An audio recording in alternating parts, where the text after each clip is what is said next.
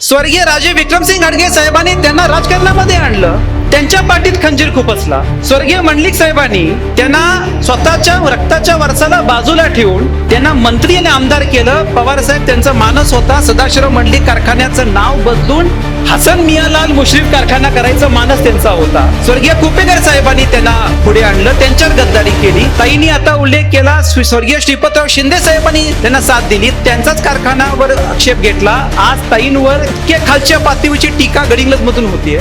व्यासपीठावर असलेले प्रत्येक व्यक्तीने त्यांना साथ दिली आहे.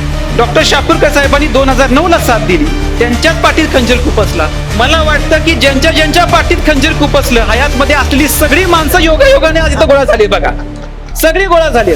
इथं असलेला एक माणूस नाही, बाबासाहेब असतील, कोण असतील, शिंपी साहेब, एक माणूस नाही ज्यांच्या पाठीत खंजीर खुपसला नाही. आता हे आपल्या सगळ्यांना निर्णय घ्यायचा आहे की काय करायचंय. आपल्या सगळ्यांना अशा प्रवृत्तीला आपल्याला गाडायचं आहे का नाही, हा निर्णय आपल्या सगळ्यांना घेतला पाहिजे.